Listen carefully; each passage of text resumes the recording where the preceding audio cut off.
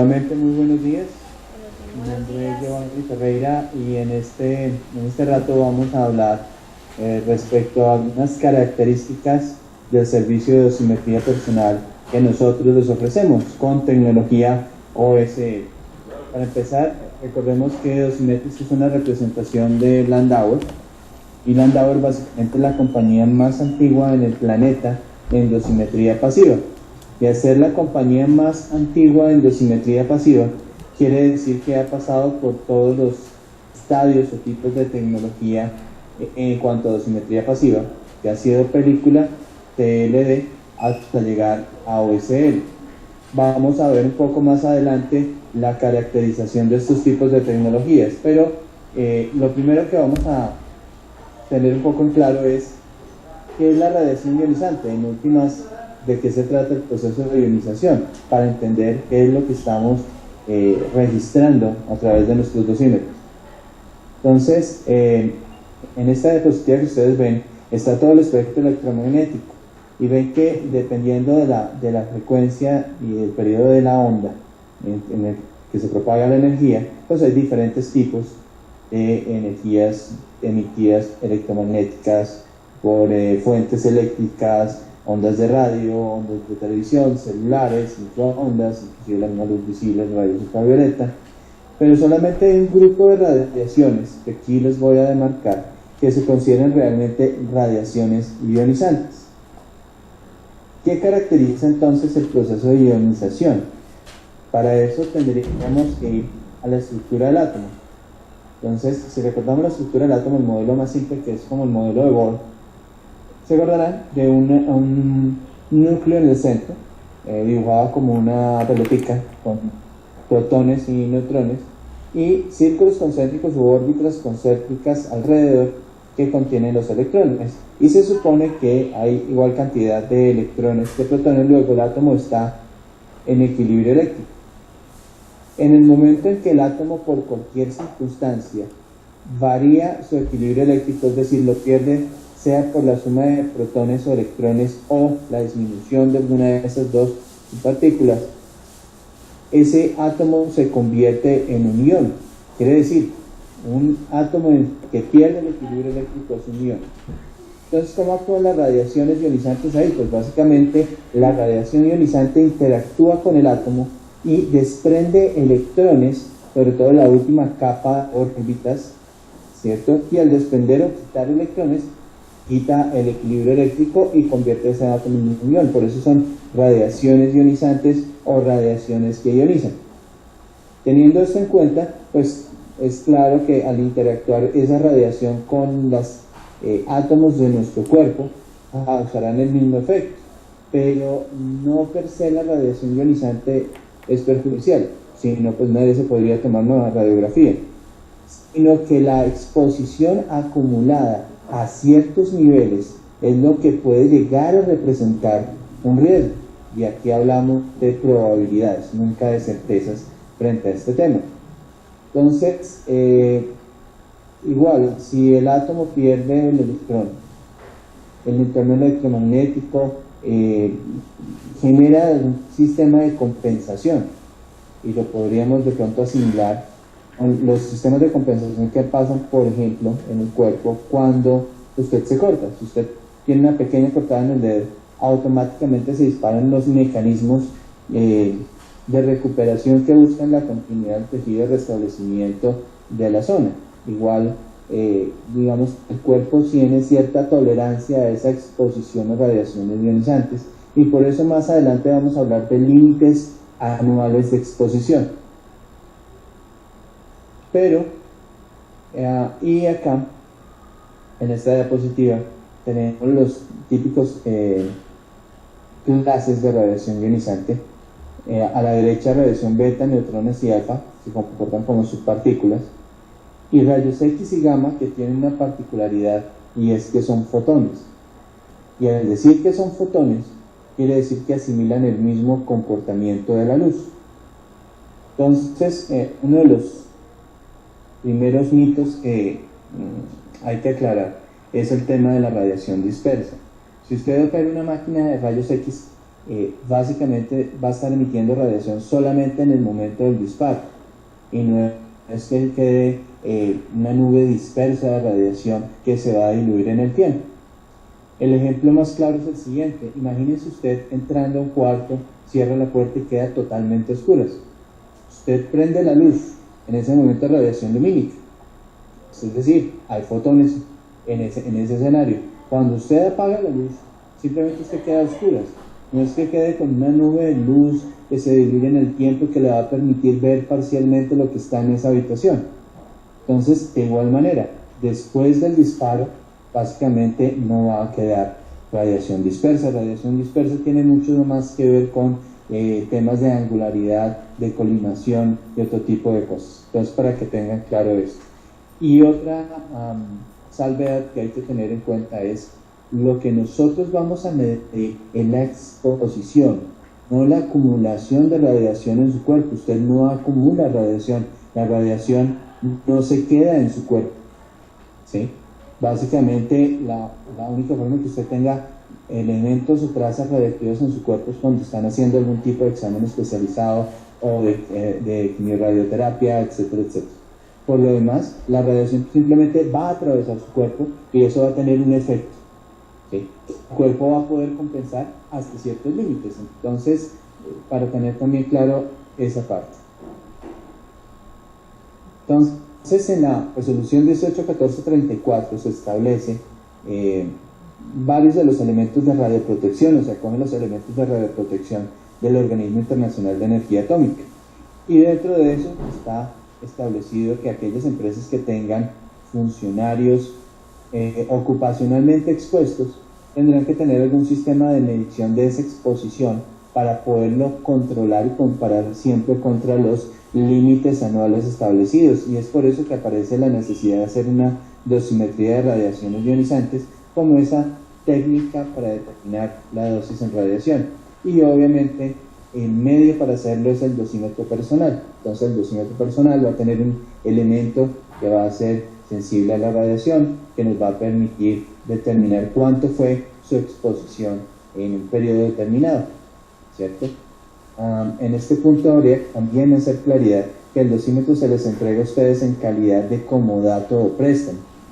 Lo que ustedes adquieren con el servicio es todo el proceso, desde la fabricación hasta la entrega del reporte. Y la fabricación como tal de los dosímetros empieza un mes antes de iniciarse el periodo de uso. Es decir, ustedes, por ejemplo, iniciaron ahorita 1 de octubre, entonces el 1 de septiembre se fabricaron sus dosímetros. Hizo todo un trámite para que se entregaran los dosímetros de forma anticipada, pero eso lo vamos a ver un poco más adelante. Entonces recordemos que hay dos tipos de dosimetría. Una es dosimetría activa o directa. Básicamente son elementos. Giovanni, un momento, que sí. Si pueden preguntar algunas cositas que tienen acá, unas dudas, o es al final, sí, claro, la sesión de preguntas. Claro, que pregunten ustedes. Pregúntenme, por favor. Gracias, Giovanni. Es que como dice que no son acumulables, entonces ¿para qué se hace un periodo? ¿Se tomaría la última radiación?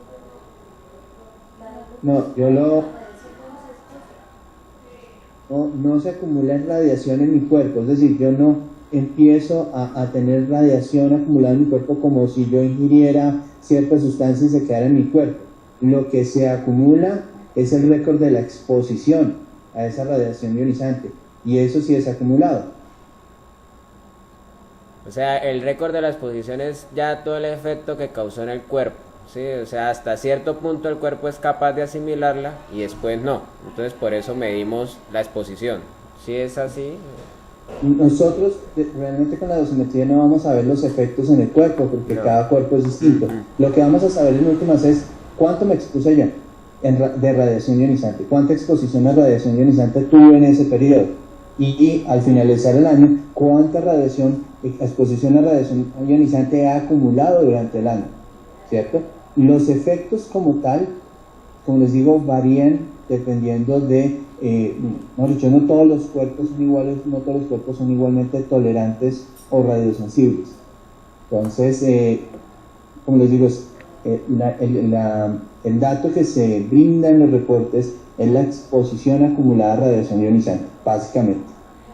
Giovanni, pero ese dato se toma es porque la ley tiene un parámetro de exposición, es porque a partir de esa exposición ya es perjudicial para la salud, ¿es por eso que medimos la exposición?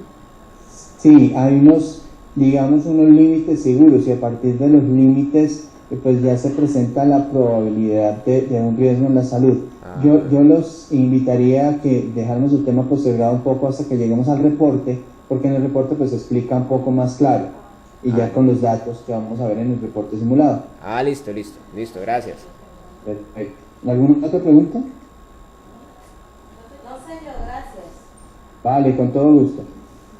Entonces, retomando el tema de la dosimetría, los dosímetros directos o activos son aquellos que permiten detectar la dosis puntual en el tiempo. Entonces, un detector electrónico como ese que vemos en pantalla me va a permitir saber exactamente cuánta radiación hay en el ambiente en este momento, ¿sí? Pero como decíamos, lo que se busca es llevar un récord de la acumulación a esa exposición. Luego, un dato puntual como el que nos ofrece ese equipo no nos sirve, y por eso utilizamos dosimetría pasiva o indirecta, que en términos generales cumple un ciclo, y ese ciclo va desde la fabricación de los mismos dosímetros, obviamente basados en los parámetros que ustedes hayan proporcionado, es decir, nombres de los usuarios, cédulas, distribución en departamentos, y cada departamento tendrá su dosímetro control, frecuencia de intercambio o frecuencia de la dosimetría, y la idea es que ustedes siempre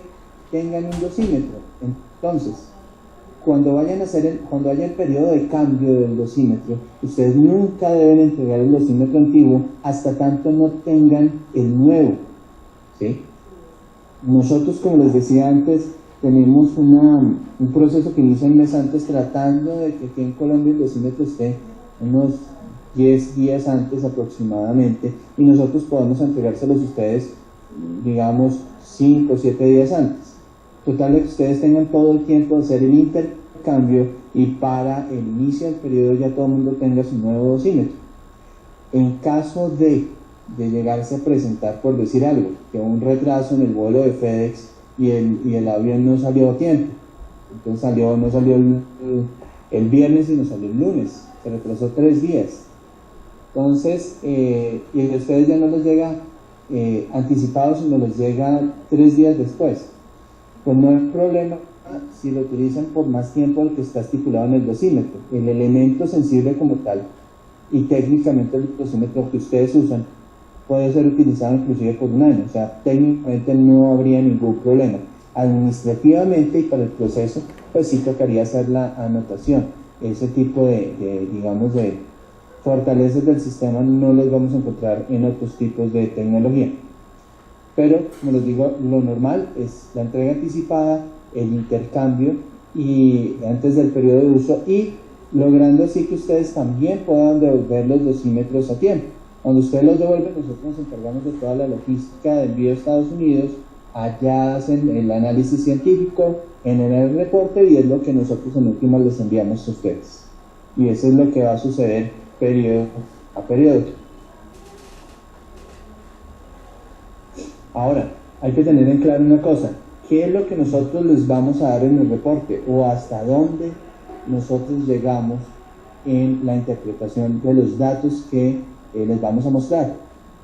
Y básicamente para eso vamos a establecer una cosa, y es: la dosimetría es solamente una parte de todo lo que implica protección radiológica, ¿sí? Protección radiológica implicaría las protecciones que ustedes usan. Protección radiológica implicaría que si ustedes tuvieran la institución hospitalaria, por ejemplo, van a instalar un nuevo equipo, pues de encargarse de toda la parte de infraestructura, es decir, paredes plomadas, vidrios plomados, etcétera, etcétera.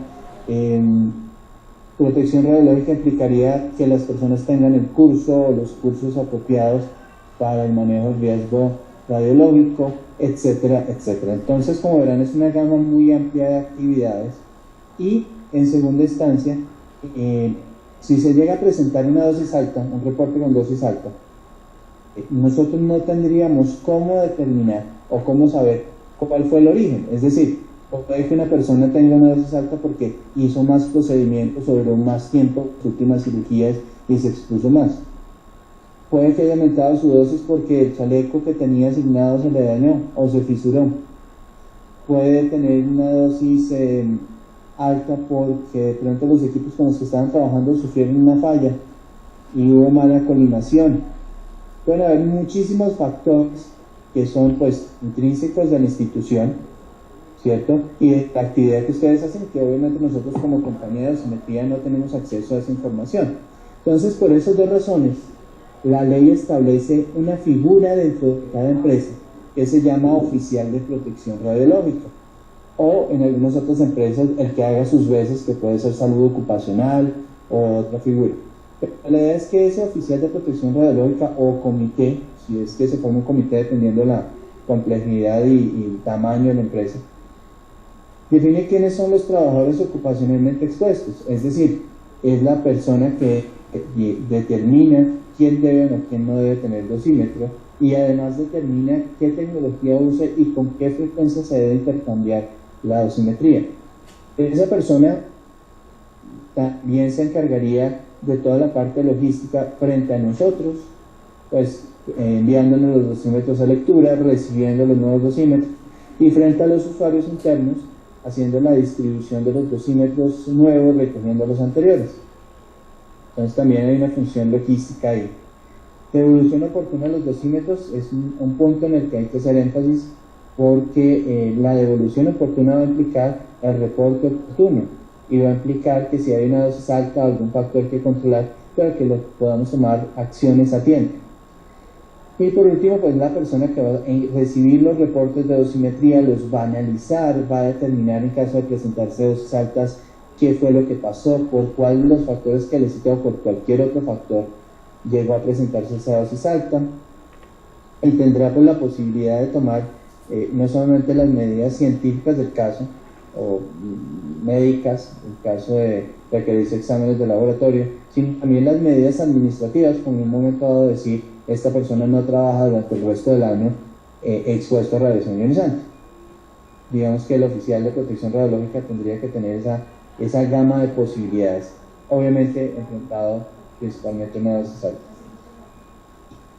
Nosotros, por nuestra parte, pues nos encargamos de todo el trámite logístico administrativo, que implica la entrega de los dosímetros, la recepción de los dosímetros que ustedes nos envían y cualquier cambio en la estructura del servicio que debe ser validado por escrito por parte de ustedes. Es decir, auditoría interna nuestra, ni la auditoría de la Casa Matriz, ni siquiera el Ministerio nos acepta que haya un cambio en el servicio que no está avalado por un documento escrito por ustedes como dueños de su propio servicio de dosimetría.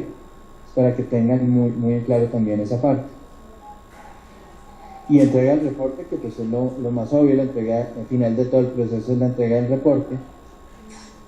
Y si bien es cierto, nosotros no generamos el análisis de las dosis, no hacemos el análisis de la causalidad de las dosis o de las implicaciones de las dosis, lo que sí hacemos es reportarles a ustedes cuando se presenta una dosis que supera los límites permisibles. Y ahí vamos a hablar, y vemos en pantalla dos límites: límite de investigación y límite de intervención. Estos límites se calculan con la dosis o el límite anual en tejido profundo. Tejido profundo, piénsenlo sobre todo en la parte de tronco, 1 centímetro de profundidad. Ese límite anual es de 20 milisievert al año. Si ustedes cogen 20 milisievert al año y lo dividen en 12 periodos mensuales que tiene el año, encontraremos una dosis equivalente para el mes de 1.666 periódico, o aproximándola el 1.7 que ustedes ven en pantalla. A ese límite de 1.7 se le conoce como límite de investigación. Quiere decir que cualquier dosis que iguale, supere el 1.7, debe ser verificado, deben investigarse las causas o los factores que impidieron para lograr esa dosis de 1.7 y controlarlos para que en periodos posteriores esa situación no se repita. ¿cierto? De esto ustedes van a evidenciar información nuestra tanto en el reporte con la doble lectura del dosímetro como vía escrita, correo electrónico y vía telefónica. Pero si además la dosis que se llega a presentar es superior a 12 milisievert, se presenta un segundo límite en el que no solamente le tenemos que reportar a ustedes como empresa, sino también a nuestro ente regulador, que es el Ministerio de Minas, y por eso ese límite se llama límite de intervención, en ese caso, límite de intervención estatal. ¿Qué implica eso?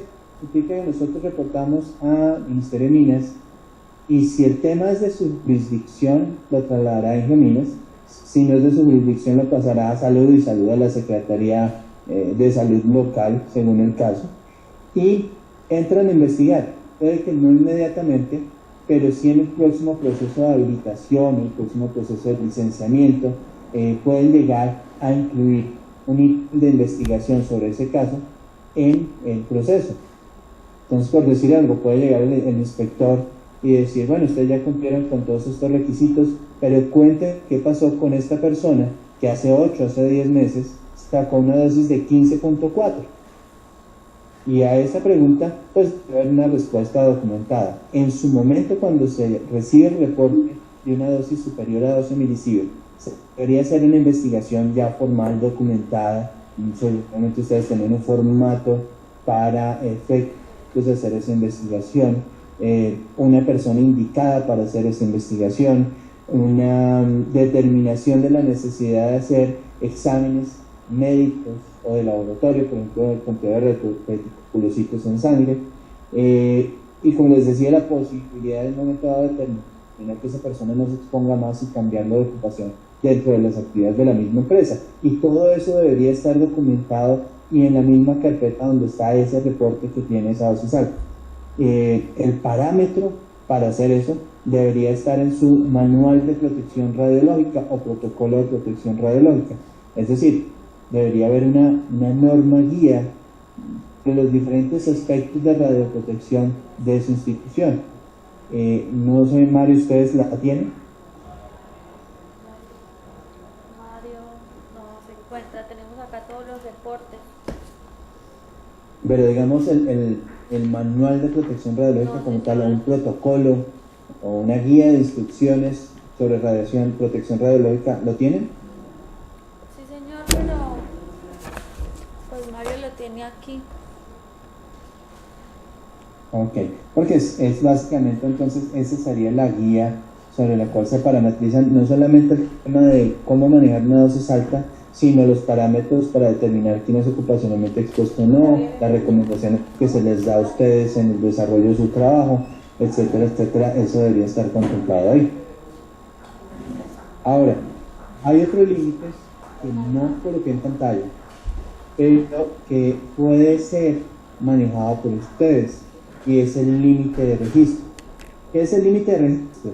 Básicamente es un límite que la empresa se autoimpone para controlar mejor a su población ocupacionalmente expuesta, y se basa generalmente en la experiencia, es decir, en la estadística de las dosis históricas que tengan en sus reportes de dosimetría.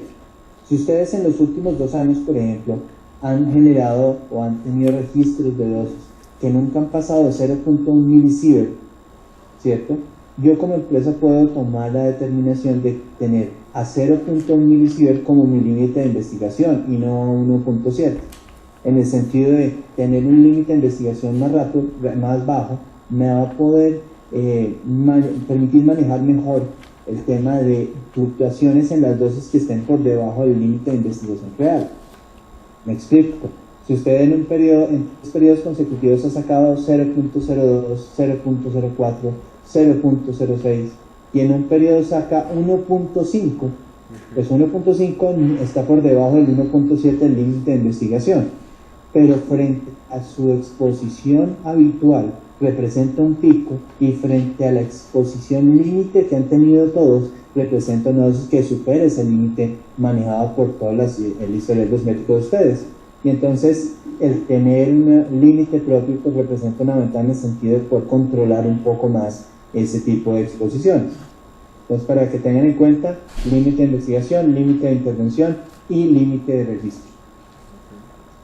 Por último, dentro de los procesos que nosotros manejamos, está el garantizar que tenemos todo su historial de dosis, el que haya trabajado obviamente con nosotros, ¿cierto? Luego hay una base de datos que tiene todo el registro de su exposición, y ese registro de exposición está marcado con base en su número de usuario. Entonces, si en un momento dado usted requiere ver el reporte de hace 2 años, febrero, ustedes me pueden pedir vía correo electrónico ese reporte, nosotros podemos ir a la casa matriz y ellos nos envían una copia PDF y se lo reenviamos a su correo, no hay ningún problema, siempre vamos a tener esa disponibilidad de la información. Y la segunda fuente de información van a ser sus mismos dosímetros, es decir, cada elemento sensible de los dosímetros preserva la información una vez completado el proceso de lectura, es decir, en nuestro sistema el dosímetro sí almacena la información después de haber sido leído, y entonces es posible volver a leerlo una segunda, una tercera, una cuarta vez para evidenciar o evaluar la exposición ocupacional que se tuvo para ese determinado periodo. Entonces fíjense que por cualquiera de los dos lados siempre vamos a respaldar la información sobre su exposición. Ahora, hay que tener en cuenta una cosa, el tema contractual, ¿cierto? Que tenemos con las diferentes empresas y con las ARPs, tienen implícita un tema de confidencialidad de la información. O sea, muy a pesar de que la información que ustedes tienen registrada ahí está con su número de cédula, esa información es manejada por la empresa.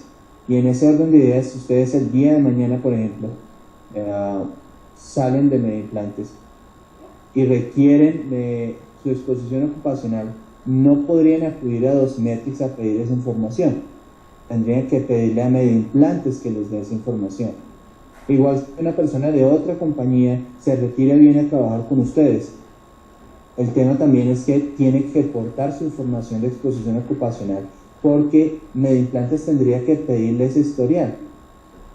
Entonces, esto hace referencia a un mecanismo que se establece allí, que es portabilidad de las dosis. Entonces, ¿cómo es que usted va a tener acceso a su información de exposición? Porque la empresa, en primera instancia, le debe proporcionar esa información.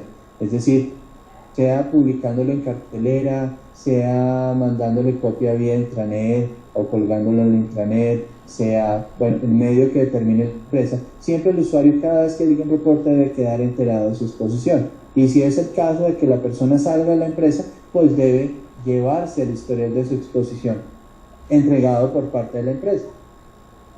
Esa es la primera vía en la portabilidad de las dosis, es decir, siempre garantizar que el usuario tenga acceso a la información.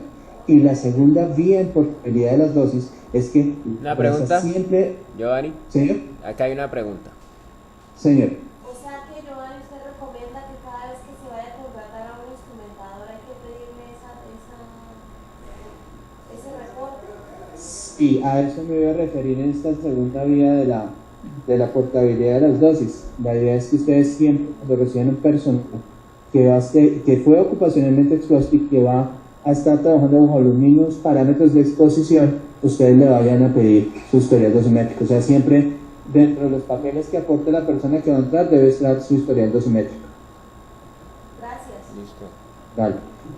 Eso puede tener algunas complicaciones. Ejemplo, la persona salió de una empresa que simplemente ya no existe, se liquidó. Entonces, pues obviamente no hay forma de que esa persona acuda a la empresa a pedir los datos.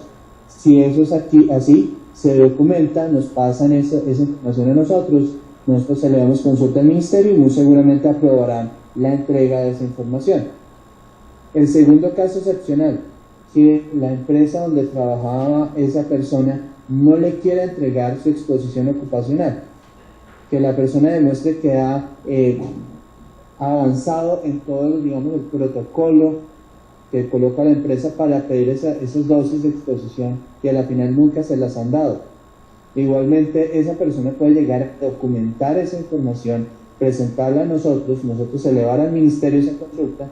El ministerio posiblemente puede autorizarnos a entregarle su historial de dosis, pero además entra a investigar a esa empresa. y posiblemente a sancionarla por incumplir el precepto de portabilidad de las dosis. Entonces es importante tener en cuenta este tema de portabilidad de las dosis, es bien importante. Hasta aquí otras preguntas. ¿Hay más preguntas? No. Sigamos. Ahora vamos a hablar un poco de la evolución de las tecnologías en dosimetría pasiva para entender un poco qué vale el dosímetro que ustedes tienen. Empecemos con GENER 54, aparece la dosimetría de película. La dosimetría de película básicamente tiene como elemento sensible una película fotográfica. Ese sistema lo empezó a utilizar Landauer por allá en el 54 y después avanzó a otro modelo, que es este que tienen en pantalla. Si ustedes se dan cuenta, todavía en el país se ofrece dosimetría de película. ¿Qué pasa con la dosimetría de película? Pues tenía algunos problemas. Primero, el tema de sensibilidad al medio ambiente. Y para hablar de esa sensibilidad al medio ambiente, nosotros podríamos comparar con rollos de película fotográfica de las cámaras que se utilizaban antes y aún hoy en día en ciertas circunstancias. Si ustedes iban a la tienda de fotográfica a comprar un rollo de fotografía para su cámara, generalmente siempre tenía que ver en la caja la fecha de vencimiento. Las películas tienen un vencimiento, igual las películas utilizadas en dosimetría tienen un vencimiento. Entonces, eso en la legislación anterior se hablaba que la dosimetría necesariamente era únicamente mensual. ¿Por qué? Porque la tecnología disponible, que era la de película, no permitía periodos más extensos de medición. Aparte de eso, si ustedes se fijan, cuando ustedes toman fotos, sobre todo en condiciones de extrema humedad o de mucha temperatura o ciertas condiciones atmosféricas muy fuertes, las fotografías que se revelaban quedaban con unos ciertos patrones, con amarillamientos, con ciertas distorsiones.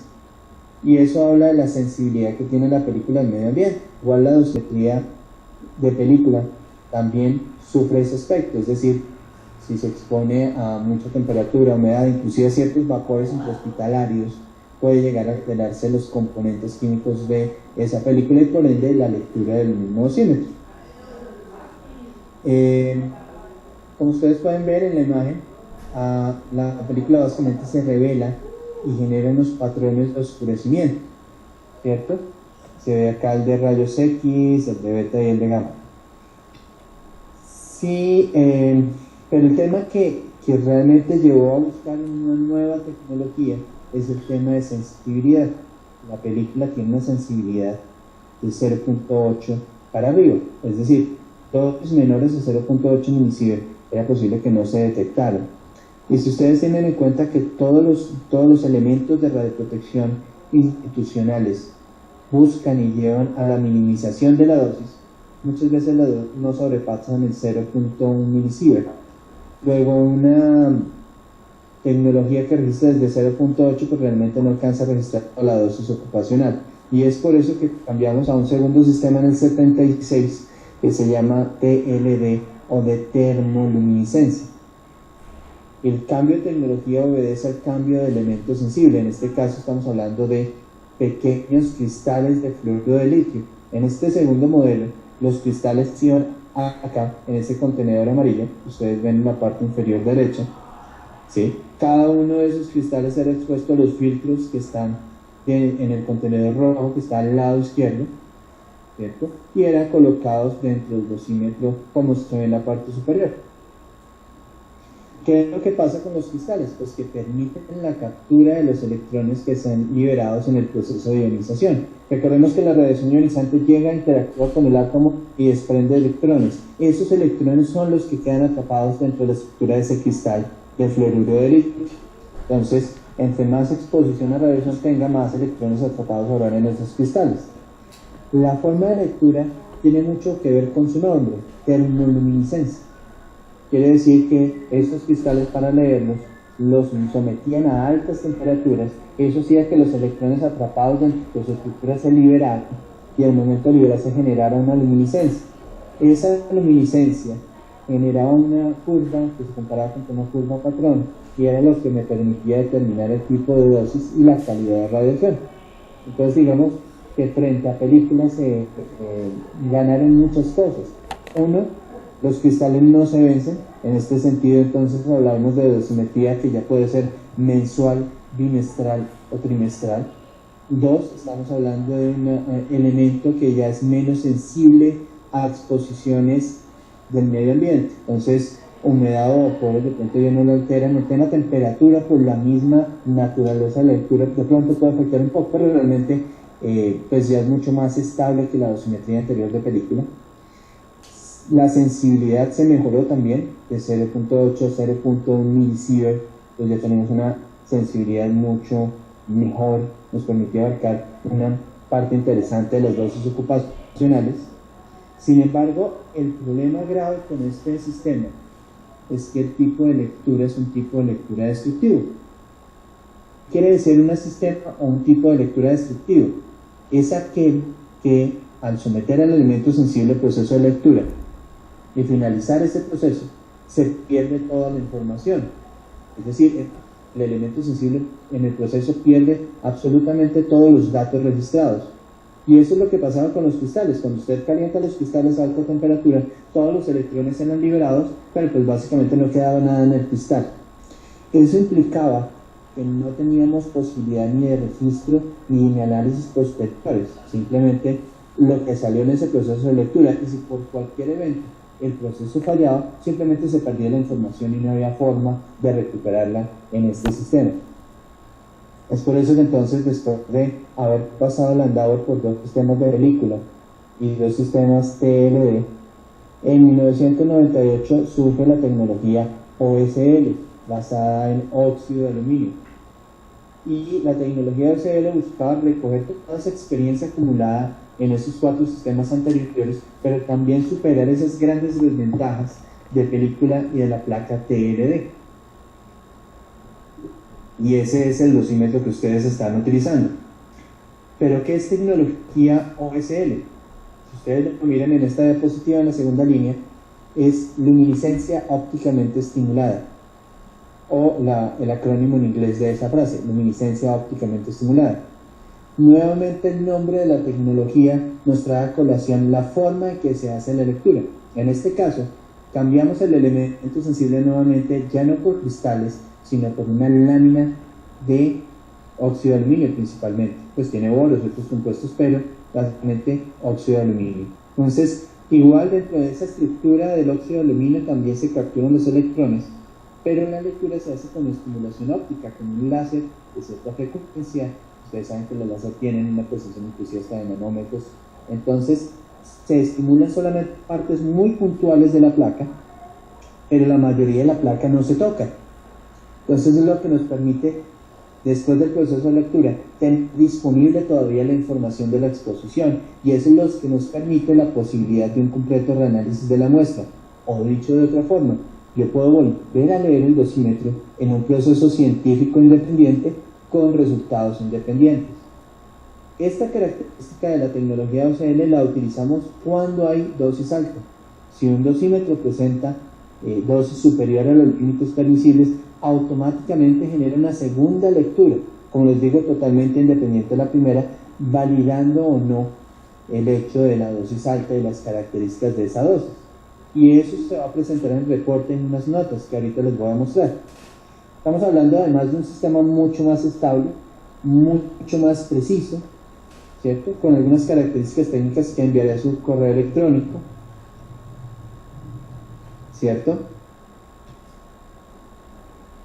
Con unos periodos de uso que se ajustan al requerimiento legal. En Colombia se maneja mensual, bimestral y trimestral, ¿sí? Dependiendo de si hay un requerimiento legal, pues tienden siempre a ser mensuales. En el caso de los que usan fuentes radiactivas, medicina nuclear y empresas de ingeniería y de petróleos que utilizan fuentes, es muy diferente tener un equipo que dispara en el momento solamente a tener una fuente radiactiva que emite todo el tiempo. Y por lo demás se puede trabajar o mensual o bimestral o trimestral dependiendo de la frecuencia de exposición, del historial dosimétrico, de otra serie de factores que se entran a analizar allí. ¿Hasta aquí preguntas? No, señor. Ok, muchas gracias. Entonces vamos a ver un poco las características del dosímetro ya en la parte física. Vamos a ver que aparece una silueta humana con un punto blanco que da la posición en la cual usted se debe colocar el dosímetro, por eso se llama icono de localización. Entonces, usted siempre debe portar su dosímetro tratando de que sea hacia el centro del pecho, colgado de la bata, del portacarnet, en fin. Y si usted utiliza blindaje, es decir, si usted utiliza chaleco, por ejemplo, usted debe colocar el dosímetro siempre debajo del blindaje, nunca encima, debajo del blindaje. No sé si sobre ese tema hay alguna pregunta. No, señor. Ok. Entonces, tener en cuenta esa recomendación de la posición del dosímetro. Luego usted no podría portar el dosímetro en el bolsillo de su pantalón, o en el cinturón, o en el cuello, sino realmente en esa ubicación donde le dice el icono de localización.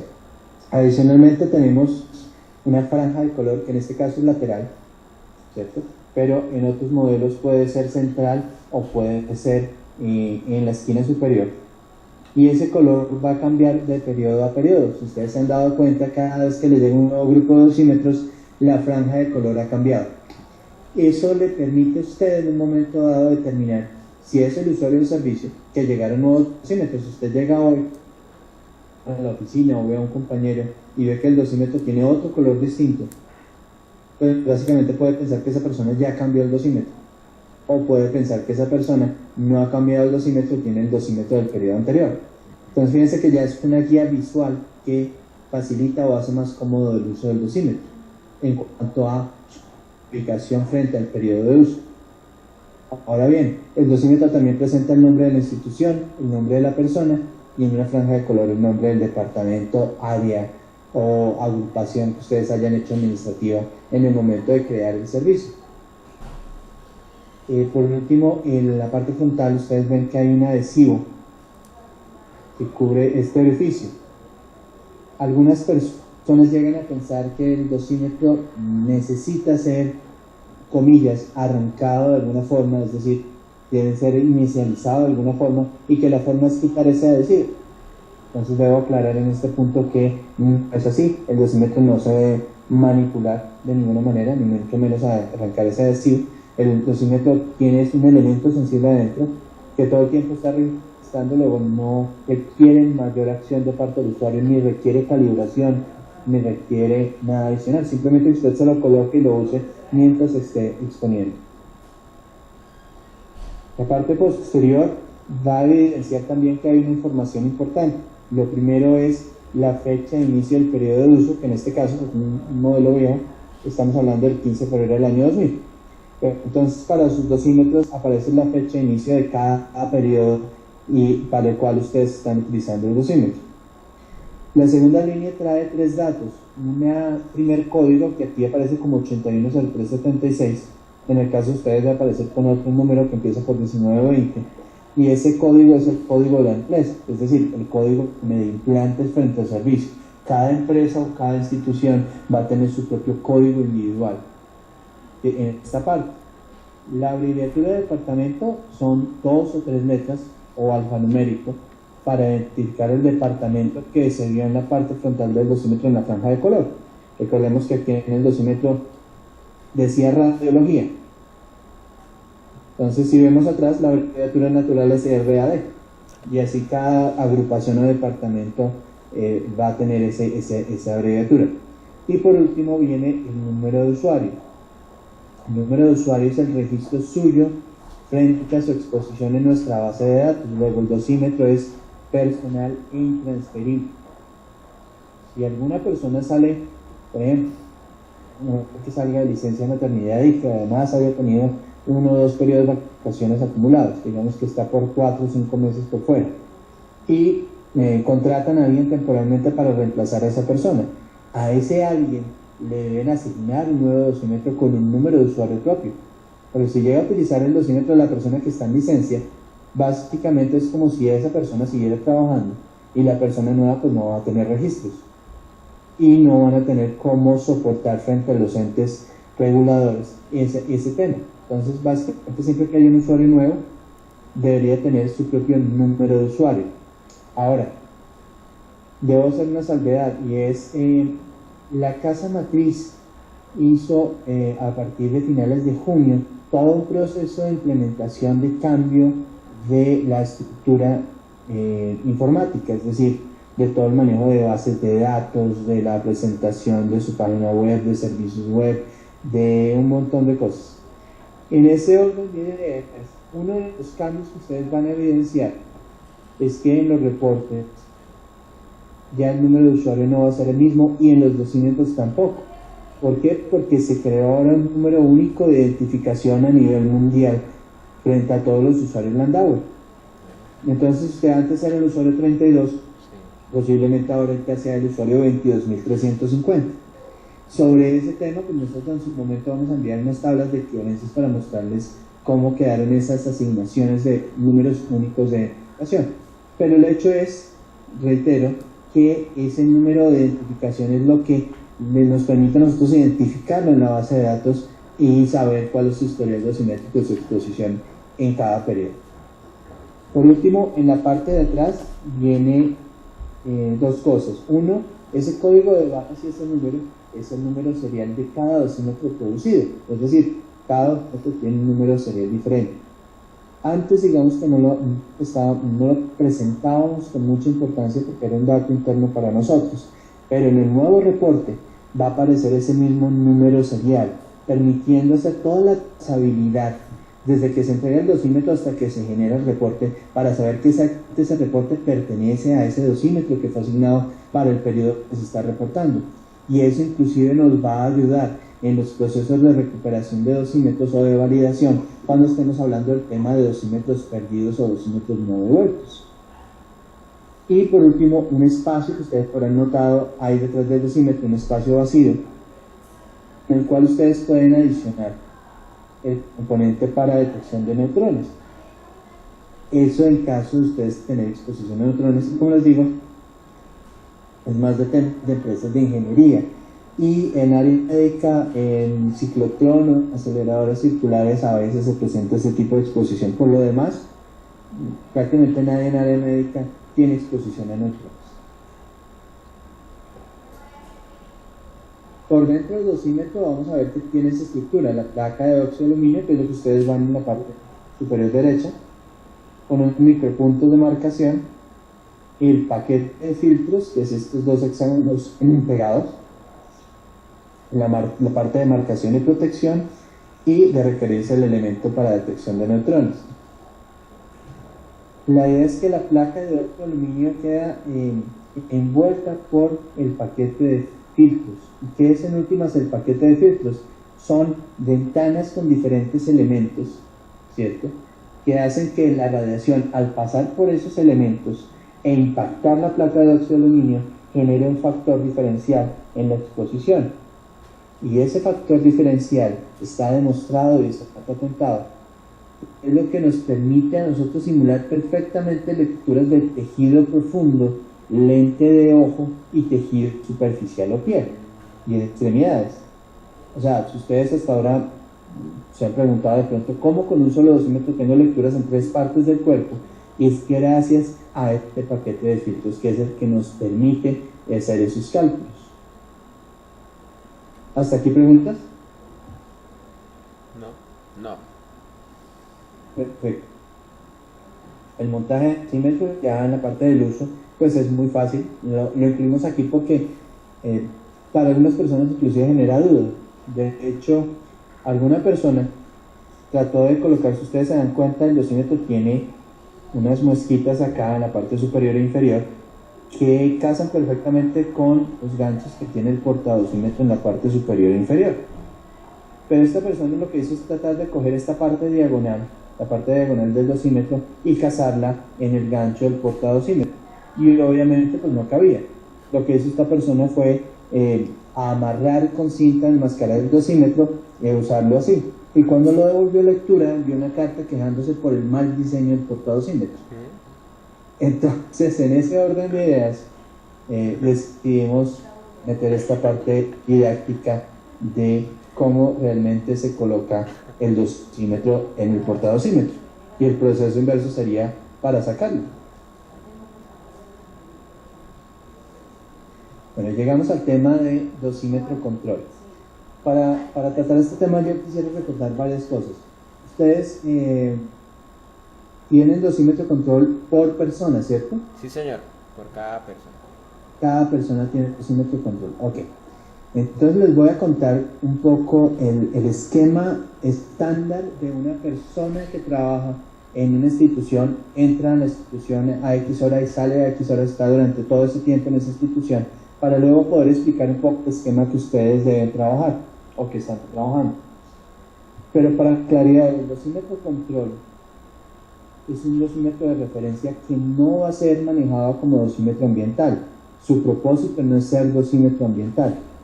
Es básicamente un dosímetro que va a recibir todas aquellas exposiciones que no son ocupacionales. O sea, vamos a hablar de ese que registra las dosis en tránsito y en almacenamiento. ¿Cómo así las dosis en tránsito y en almacenamiento? Pensemos en el siguiente escenario. Usted debe ubicar el dosímetro, hablando del caso A, institución hospitalaria donde usted entra por la mañana y sale hasta la tarde. Se debe ubicar el dosímetro control en un área totalmente libre de radiación. Se supone que cuando cada institución hace sus procesos de habilitación, hay una parte de mediciones ambientales y determinan unas zonas calientes, unas zonas frías o unas zonas sin radiación. En esas zonas sin radiación se debe dejar el dosímetro control almacenado y de tal forma que sea de fácil acceso además por todos los usuarios del servicio. Entonces, cuando la persona llega en la mañana, recoge su dosímetro, que siempre va a estar junto a su dosímetro control, hace sus procedimientos, en alguno de ellos va a estar expuesto a radiación ionizante. Cuando termine su jornada y antes de salir de la institución, va y deja su dosímetro junto al dosímetro control, buscando varias cosas. Lo primero, pues que no se llene el dosímetro de la institución. Estamos hablando del caso A, recuerden. También para que si, digamos, en el lugar donde se almacenaron, que se supone garantiza no hay exposición, y llega por decir algún nuevo proveedor de equipos portátiles de radiología y hace unas cosas cerca de los equipos y los expone, pues esa dosis no es dosis ocupacional, es una dosis incidental que de alguna forma debe quedar registrada. Si pensamos en ese caso específico, el dosímetro control todo el tiempo ha estado en ceros, ¿cierto? Porque estaba en un lugar libre de radiación y su dosímetro ya tiene una dosis acumulada, ¿cierto? Si llegara a suceder ese accidente en el almacenamiento, el incremento que sufra su dosímetro va a ser el mismo incremento que sufre el dosímetro control. Luego yo voy a tener el monto exacto para poder restar. O sea, a la larga lo que reporte su dosímetro, yo le voy a poder restar lo que dé el dosímetro control para poderle dar la dosis ocupacional real, que es lo que aparece en pantalla, ¿sí? Trasladándolo a ustedes viajan mucho. Sí, señor. Entonces, si cuando viajan, pasan la maleta por el aeropuerto y ahí está el dosímetro, lo importante es que esté su dosímetro y su dosímetro control.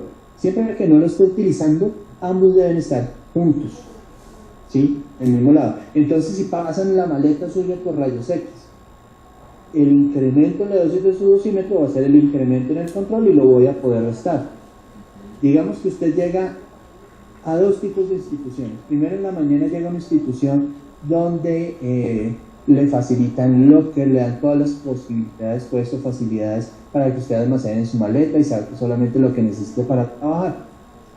Entonces, lo importante es garantizar que el locker que le asignaron, el lugar donde le asignaron, esté libre de radiación. Usted deja en su maleta las cosas que vaya a dejar en ese locker, el dosímetro control, y el dosímetro personal se lo coloca y va a los procedimientos de cirugía o a los procedimientos en los cuales va a estar expuesto. Termina ese procedimiento, regresa, saca su maleta del locker, coloca su dosímetro personal junto al control. Digamos que en la tarde se va a la institución B, donde no hay locker, no le ofrece ninguna facilidad, simplemente usted tiene que entrar de una a la sala. En este caso tendría que mirar la manera de buscar esa facilidad, o en últimas dejar el dosímetro control en el carro o cualquier cosa, ¿sí?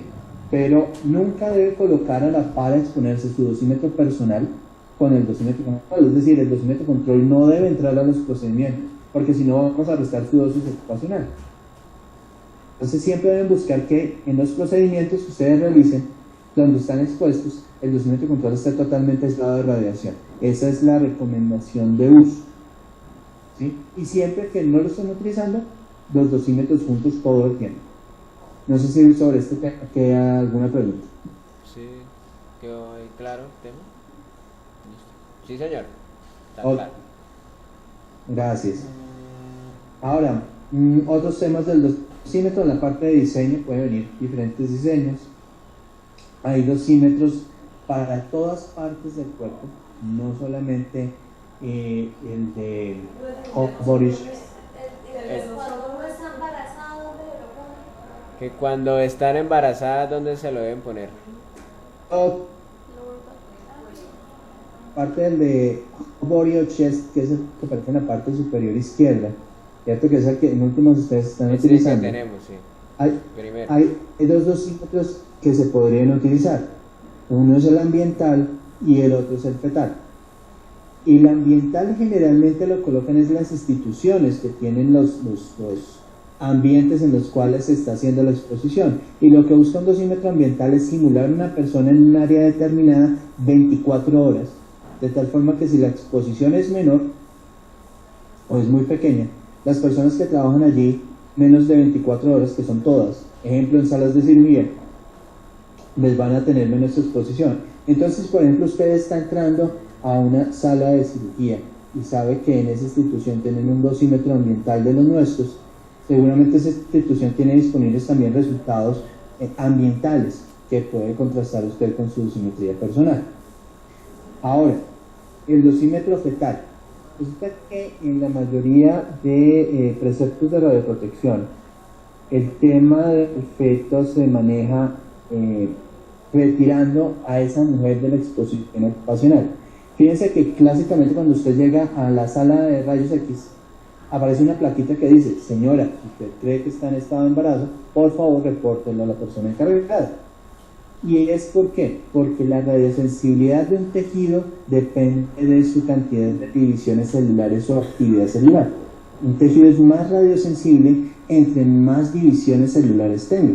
Entonces, por ejemplo, en nosotros los caballeros, las gónadas, la producción de esperma son tejidos muy sensibles. En todos los seres humanos, la producción de tejido sanguíneo es muy radiosensible, ¿sí? Y por eso en los exámenes típicos es leucocitos o otro tipo de exámenes en sangre.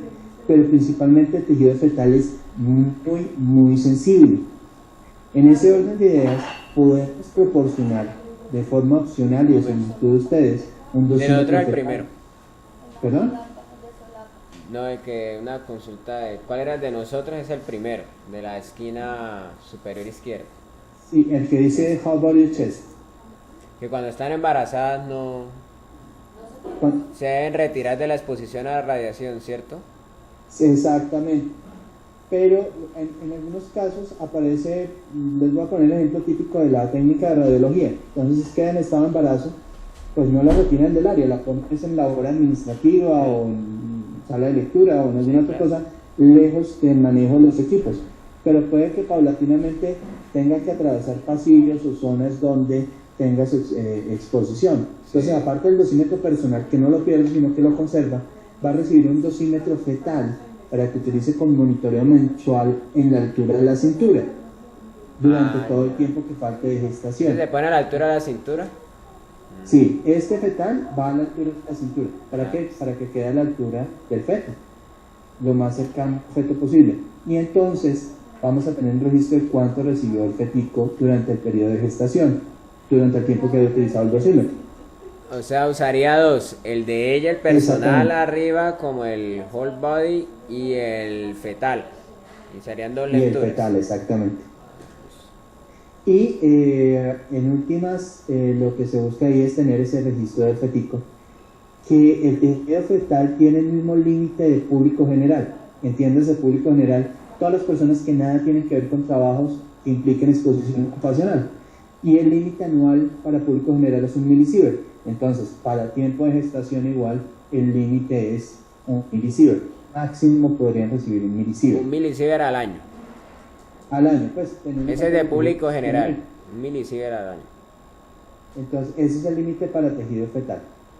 Ahora, ¿Qué hay que tener en cuenta ahí? Lo mismo que vamos a tener en cuenta ya en nuestra dosimetría personal, y es, no todas las enfermedades que tengan la posibilidad de ser originadas por radiación ionizante tienen origen en radiación ionizante, porque hay orígenes genéticos, infecciosos, de algún virus, etcétera, etcétera. Hay muchos factores por los cuales una persona se puede enfermar, y en este caso el fetico puede enfermar, ¿cierto? Y ahí es cuando entran a funcionar los reportes de dosimetría, porque si, por ejemplo, el fetico de uno lo que era sale, o el niño ya sale con algún problema que fuera atribuible a radiación ionizante, lo primero que uno hace es revisar sus registros de dosimetría fetal. Si las dosis registradas allí son muy bajas, pues básicamente toca descartar como fuente del problema la radiación ionizante y buscar otros factores, como les digo, de origen genético, de temas de nutrición, de temas de, bueno, etcétera, etcétera. Igual para nosotros los ocupacionalmente expuestos sucede exactamente lo mismo. Si después de llevar 5 años trabajando en esto me sucede que tengo algún problema en sangre, por decir algo, y resulta que mis historiales dosimétricos son bajos, implica que mis investigaciones médicas deberían enfocarse hacia otros sectores que hubieran, o hacia otros factores que hubieran incidido en esa exposición, en ese problema de salud. Pero ya más adelante vamos a explicarlo un poco más cuando lleguemos al reporte. No sé si hasta ahí queda resuelta la duda del dosímetro para las mamitas. El RUN es el ambiental. RUM es el ambiental. Listo, Giovanni. Ok. Nos diría de colores por cada departamento y los que hablamos de colores por cada periodo de uso. Otro tipo de dosímetros, pero esto es a nivel de referencia de información. Chalecos. Dosímetro de anillo. Chaleco de acá estaba. ¿Hay una pregunta? Gafas no. ¿Cómo? Sí,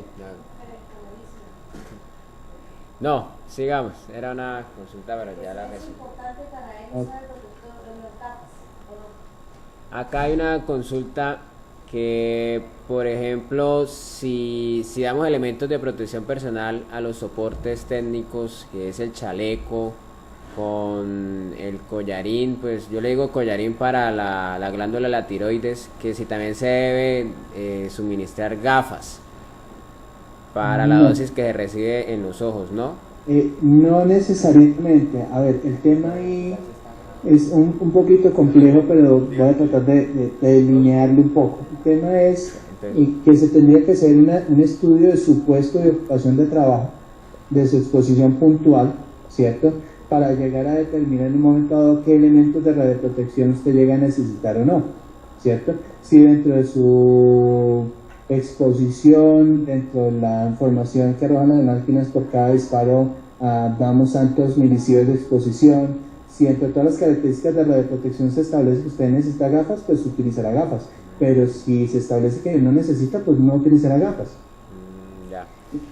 Igual para otros tipos de medidas de radioprotección que ustedes puedan implementar. Ahí también hay que tener en cuenta una cosa. Hasta ahorita habíamos hablado del límite anual en tejido profundo, que son 20 milisieverts. Y realmente el tejido profundo es el tejido más sensible de los tres que nosotros reportamos. ¿Por qué? El límite anual lente de ojo es de 150 milisieverts al año. Es decir, 7 y pico veces más resistente que el tejido profundo. Y si nos vamos a piel y extremidades, el límite anual es 500 milisieverts al año, es decir, 25 veces más resistente que el tejido profundo. Por eso la mayor preocupación es tejido profundo, y por eso la protección más clásica, ¿cuál es? El chaleco, precisamente porque es la zona donde están los tejidos más vulnerables, entre comillas. Entonces, para tener en cuenta también ese factor. Listo. Giovanni, si podemos hacer un pare para verificar cómo va la grabación de la conferencia. Sí, claro, ustedes me dicen.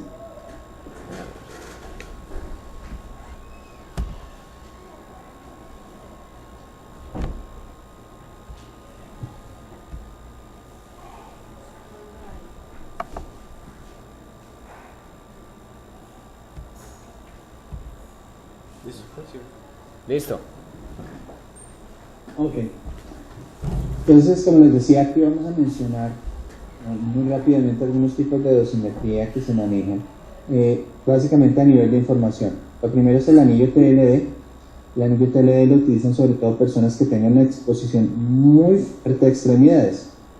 Por ejemplo, esta mano le pertenece a una persona de medicina nuclear, y lo sé porque el anillo está mirando hacia abajo, hacia la palma de la mano, porque ellos manipulan los recipientes con el radiofármaco. Entonces todo el tiempo la exposición en extremidades va a ser en la palma de la mano. Si pensáramos en el ortopedista con el intensificador, estaremos hablando ya de colocar el anillo mirando hacia arriba, porque es en el dorso de la mano donde recibe toda la exposición. Pero como les digo, es para personas que tienen esa exposición muy fuerte, muy extrema, y lo que hace el anillo es un medio complementario para arrojar datos más precisos sobre extremidades, ¿cierto? Vienen en diferentes tamaños.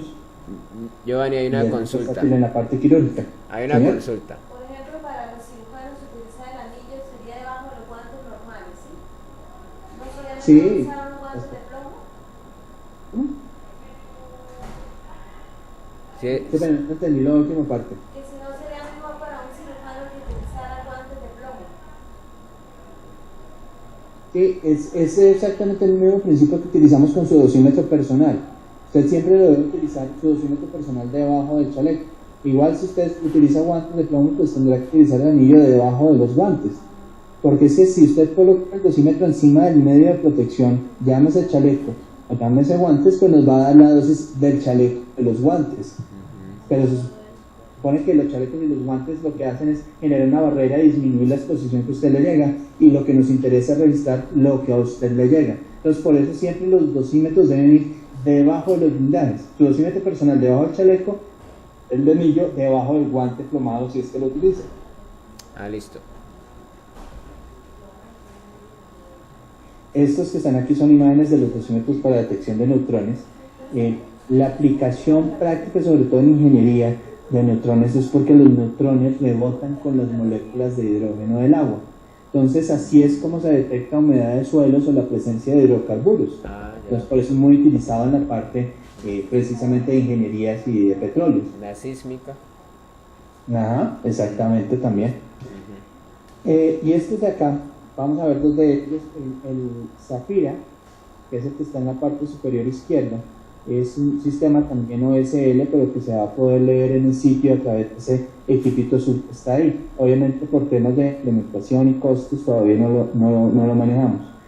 Y el lado derecho es un prototipo que maneja NASA y Pentágono, que es el Aureon. Y básicamente lo que hace ese dosímetro es permitir registrar sus dosis de forma tabular en base de datos de una vez. La tarjetita azul que se está insertando en la base negra es la que lleva su registro. Usted la inserta en la base que tiene el elemento sensible y permite ir acumulando registro de su exposición, y además puede parametrizar esta tarjeta inteligente para que registre a ciertas horas solamente, o para que manipule los datos de cierta manera. Pero como les digo, solamente está a nivel prototipo, pero ya se está investigando. Y aquí llegamos ya a la parte del reporte. El reporte originalmente venía así. Sí. En el nuevo reporte ustedes van a ver un cambio casi que cosmético. ¿Por qué? Porque si ustedes se fijan, la estructura que les voy a explicar, sobre todo esta parte de acá, de la parte grande, el cuadro grande, va a permanecer. Esta parte de arriba, donde está su número de cuenta y su departamento, eso va a quedar aquí arribita, donde estoy señalando. ¿No sé si ven el mouse? Sí, señor. Ok, entonces aquí en esta parte, en el nuevo reporte, aparece su número de cuenta, que es lo que aparece aquí, y su código de departamento. Los demás datos aparecen en un cuadro en esta parte de acá, entonces estoy señalando, ¿cierto? Y en cuanto a la distribución de columnas, todo va a ser exactamente igual en el nuevo reporte, excepto que la cantidad de reportes al año, que es lo que se registra acá, en esta penúltima columna, se quita y a la final se coloca el número serial del dosímetro. Entonces por eso la explicación que les voy a dar va a ser tanto válida para el reporte antiguo como para el reporte nuevo. Entonces vamos a ver que el reporte como tal en su estructura principal tiene primero los datos de usted como persona ocupacionalmente expuesta, y empieza con su número de usuario, ¿cierto? Y sus datos, nombre, apellido y número de cédula. También se puede colocar fecha de nacimiento, sexo en este reporte, en el nuevo fecha de nacimiento, para efectos de estudios epidemiológicos, porque también hay edades frente a la sensibilidad a radiación ionizante por edades o por sexo también. Pero digamos lo que se busca aquí, lo que nos exige el ministerio es una identificación clara de las personas para poder hacer trazabilidad de todo su proceso durante todo el tiempo. Luego las dos siguientes columnas me van a hablar del dosímetro. La primera, dosímetro, tiene una sigla que inclusive ustedes pueden ver a veces en la parte frontal de su dosímetro, el PA. Y ese PA es un tipo de dosímetro, así como los anillos son U, los PA son Luxel, los neutrones son J o son T. Detrás del reporte antiguo aparecía esta explicación, en el nuevo se les envía como una hoja anexa, en la que nos dice, por ejemplo, que un dosímetro P o PA es el que detecta fotones, entiéndase rayos X o gamma, y partículas beta. Entonces ya sabemos mi dosímetro que era lo que podía captar. La siguiente columna, uso, tiene que hacer referencia a ubicaciones, recuerden todos esos iconos de localización, ¿cierto? O formas de uso. Igual, detrás del reporte en el modelo antiguo o en la hoja anexa en el modelo nuevo aparece este cuadro. Y en este cuadro explica, por ejemplo, que es CNPRL, que es el primer dosímetro que aparece acá, es el dosímetro control. Y generalmente un buen reporte debe mostrar eso. El primero el control y luego todos los dosímetros que dependen de esa persona. Como ustedes son control por persona, básicamente el reporte siempre va a mostrar control y sus datos solamente. En estos casos, como el que muestro en pantalla, es porque están agrupados en departamento, digamos todo el departamento de ortopedia. Entonces son 5 usuarios en el departamento de ortopedia, aparece el control y los 5 usuarios asociados a ese control de esa área, ¿cierto? Luego viene una columna que se llama calidad de radiación, que en el modelo nuevo lo divide en tipo y calidad de radiación, pero básicamente va a mostrar lo mismo. Detrás del dosímetro antiguo en el nuevo nos va a mostrar qué tipos de energía son los que se registran dentro de su exposición. Es decir, nosotros no solamente le vamos a decir usted tuvo una exposición de 1.7 milisievert, no, le vamos a decir usted tuvo una exposición de 1.7 milisievert a fotones de mediana energía, a fotones de alta energía, a beta, a neutrones. Inclusive en el nuevo reporte ya se especializa un poco más ese listado. Si vemos el ejemplo en pantalla, Hernández Marta tiene PM, que son esos fotones de media energía, en sus dosis de 360 en tejido profundo, 360 en ojo y 342 en superficial. Si la persona recibe más de un tipo de energía, esa persona va a tener discriminada cada tipo de energía en cada tejido dentro de la lectura. Y es el caso de López Diego, que es la última persona que aparece acá. Para PB, que es una mezcla fotón beta, sacó estos valores, para P sacó estos valores, y para BH, que es típico de extremidades, por eso lo reportan solamente en superficial, tiene esta información. Entonces fíjense que ofrecemos también información adicional sobre su exposición. De aquí en adelante vamos a ver 4 grupos, y estos 4 grupos también se homologan. Giovanni, en este reporte nuevo no viene tipo de radiación. Tengo acá los reportes y no... ¿Sí? ¿Sí?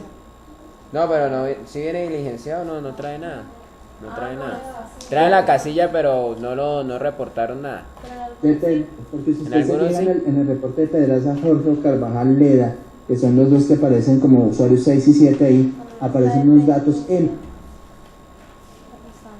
recibió el mínimo de dosis equivalente reportada, o dicho de otra forma, se registró algo por debajo del umbral de sensibilidad del sistema. Ya.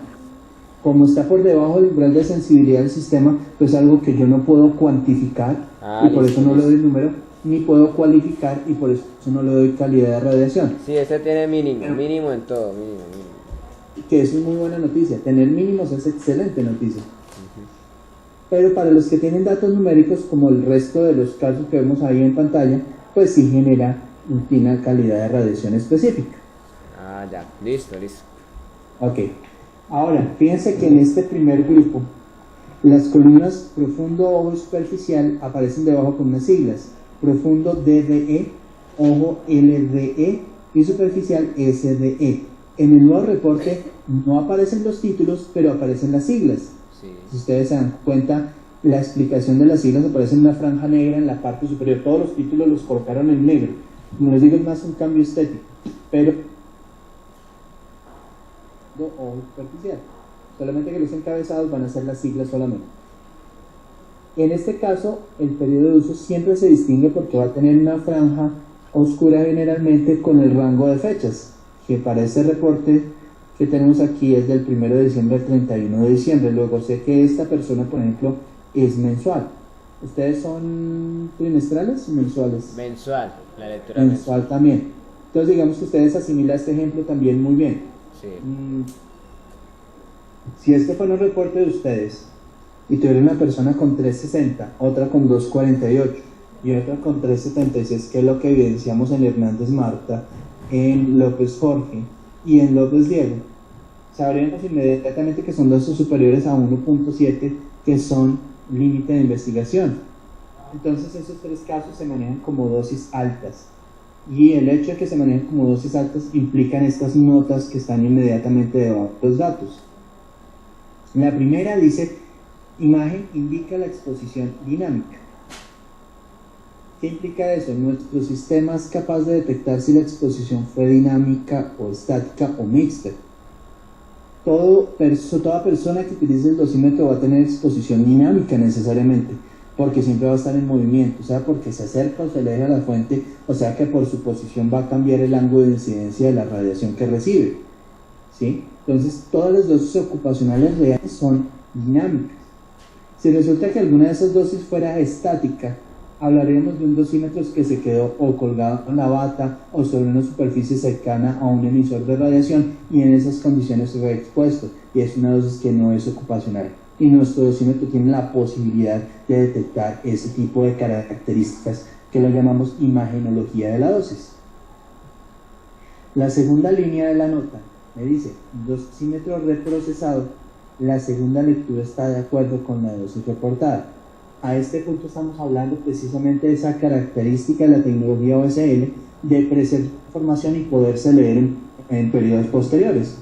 Entonces ahí viene, cada vez que ya hay una dosis alta, automáticamente se genera segunda lectura automática y ahí se reporta en esas notas. Entonces, como ven, ahí está la información cuando se presenta dosis alta. En el siguiente trío de columnas estamos hablando del acumulado trimestral. El acumulado trimestral, sobre todo para personas que tienen servicio mensual. ¿Perdón? ¿Una pregunta?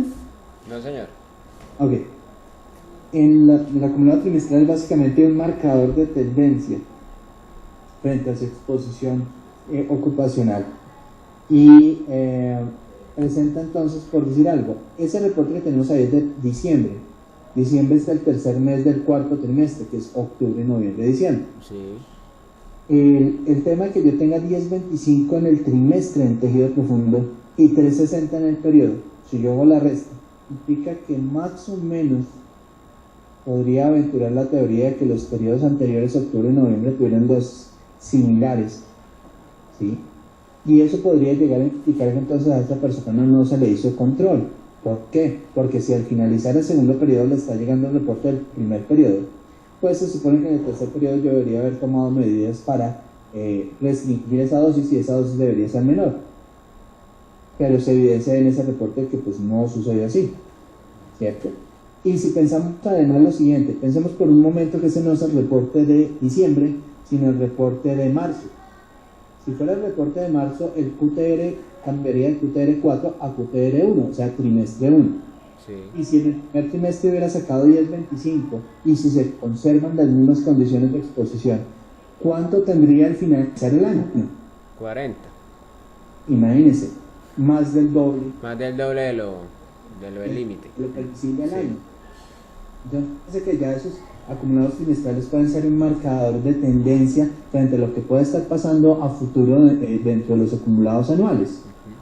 Y si vamos al siguiente trío de columnas, ahí aparecen los acumulados anuales, incluyendo ese reporte. Siendo este diciembre, pues se supone que ya es el acumulado de todo lo que pasó en el año 2009, para lo que estamos viendo en pantalla. Detrás del reporte, en el reporte antiguo o en la hoja anexa dentro del reporte nuevo, aparecen los límites de exposición, que son, como les decía, 20 en tejido profundo, que es esta parte de acá, 150 en lente de ojo y 500 en piel extremidades. Nosotros generamos una tabla que podemos facilitar a ustedes en PDF con las equivalencias de lectura o acumulados en el año y los acumulados según su periodicidad. Entonces, cuando yo llego a revisar un reporte, lo primero que debería evidenciar es que estos límites, los límites mensuales, no sean superados aquí en mis lecturas para el periodo mensual, si volviendo al primer grupo, y que obviamente en el acumulado anual no se superen los límites anuales. Y fíjense que Hernández Marta tiene 2402, ella superó los límites anuales. Ahora, tengamos claridad en una cosa, ¿qué son esos límites anuales? No es un límite a partir del cual usted necesariamente genere alguna sintomatología o vaya a tener una enfermedad. No. Los límites anuales son un consenso, una promediación internacionalmente aceptada por organismos especializados que básicamente presentan un promedio entre gente que es muy radiosensible y gente que hay muy radioresistente. Digamos, hay una cierta gama o rango de posibilidades dentro de radiosensibilidad y radioresistencia. Si Hernández Marta fuera radiosensible, inclusive con una dosis de 18 acumulada, podría tener algún efecto de salud, siendo muy radiosensible. Si Hernández Marta es radioresistente, 2402 puede que no le haga nada, 30 puede que no le haga nada, 35 puede que no le haga nada. Pero ¿cómo saber si yo soy radiosensible o radioresistente? Muy difícil. La verdad, lo mejor y la posición más conservadora, la mejor para su salud, es pensar que usted es radiosensible y procurar que no solamente sea igual al límite anual, sino que ni siquiera se acerque al límite anual. La buena noticia en ese sentido, y por la experiencia que hemos tenido no solamente con ustedes, sino con muchas empresas, es que hay personas que llevan, por ejemplo, 5 años y no han superado el 0.1 milisievert. Y las dosis generalmente son esas M's que ustedes ven en los reportes o dosis muy bajitas. Entonces, afortunadamente las medidas de radioprotección que toman en este caso, por ejemplo, medimplantes y ustedes mismos al hacer sus procedimientos, pues llevan a buenos resultados y no los llevan a ese tipo de situación. Ahora, como les decía en el caso del fetal, si Hernández Marta presenta una sintomatología asociada a exposición a radiación ionizante y tiene 2402, se abre el campo de la probabilidad que ella deba su enfermedad a radiación ionizante y tendría que hacerse una serie de investigaciones para llegar a concluir eso. Pero si, por ejemplo, Hernández Jorge llega a tener esa misma sintomatología y tiene acumulado en el año de 0.04, pues básicamente Hernández Jorge, los médicos que tratan a Hernández Jorge no deberían hacer pruebas relacionadas a radiación ionizante porque no tiene exposición. Entonces, fíjense que lo que se busca aquí es tener un parámetro claro para definir, uno, frente a una enfermedad, y dos, en forma de prevención, que es lo principal acá, prevención, su exposición y su estado de salud, que se ven involucrados. Por último, en el cuarto grupo, aparece la dosis acumulada en la vida. Entiéndase la dosis acumulada en la vida, el tiempo que ha estado con nosotros. Y aquí en esta última columna, en el reporte viejo, o en la penúltima en el nuevo, aparece la fecha de inicio o fecha de incepción, que aparece el mes y el año en el cual usted ingresó al servicio, desde cuándo usted viene registrando con nosotros. Entonces, los 5, los 7, los 10 años que haya estado con nosotros, los acumulados respectivos para cada tejido van a estar ahí. Y fíjese que entonces el reporte lo que busca es mostrar un panorama completo de su exposición ocupacional, del riesgo al que ha estado sometido, de las condiciones de radioprotección a los que ha estado favorecido y los resultados de esas condiciones de radioprotección. Y en últimas, qué tan riesgosa es para usted la actividad que está desarrollando o no. Y eso es lo que se presenta ahí, y eso es lo que va a permitir a la persona encargada del proceso de análisis de los reportes, llámese oficial de protección radiológica, llámese medicina, salud ocupacional, etcétera, también tomar decisiones sobre su riesgo ocupacional. Entonces, fíjense que por eso también es importante que ustedes conozcan sus reportes, que los analicen en esta forma muy sencilla y puedan sacar también sus propias conclusiones. Y eso, a grosso modo, es el reporte. No sé si sobre este tema haya preguntas. ¿Hay alguna duda? ¿Entendido todo el reporte?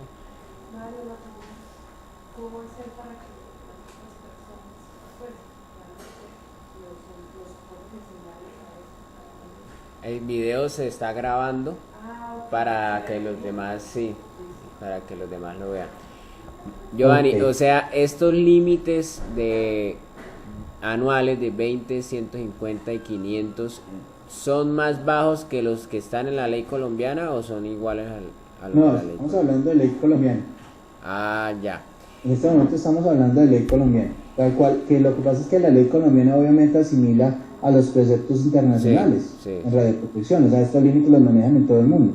Bueno, en caso tal, uno se enfoca, ¿cierto?, en órgano profundo, que es el donde están las células más radiosensibles, según lo que le entendí.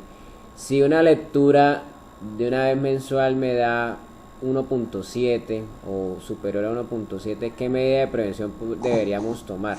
¿Retirar al trabajador un tiempo o qué podríamos hacer? No tanto, es que pues habría varias cosas dependiendo de lo que diga su manual de protección radiológica, pero principalmente lo que se buscaría, digamos, con una dosis de 1.7 no sería tanto el retiro del trabajador, sino evaluar las condiciones en las que está trabajando para ver qué otras implementaciones de radioprotección se pueden tomar o si las que están actualmente se están tomando bien o si están fallando, ¿sí?